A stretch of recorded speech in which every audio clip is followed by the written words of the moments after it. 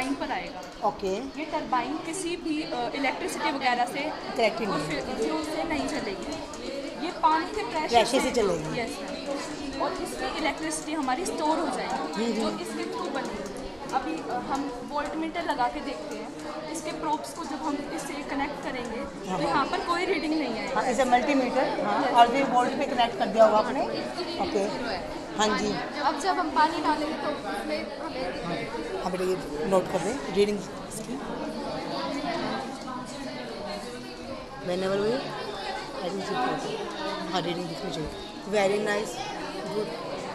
सारी चीज़ों का अच्छे से इस्तेमाल कर रखा है लड़कियों ने। गुड बेटा, वेरी गुड। अरे इसका यूज हम कैसे कहीं भी कर सकते हैं क्या? यहाँ पे आपने क्या बनाना चाहा बेटा? ये अभी ये बना रहे थे। अब यहाँ पे हमें इस टरबाइन को रोटेट करवाने के लिए हमें मतलब एक है ना एक्यूरेट पॉइंट चाहिए था।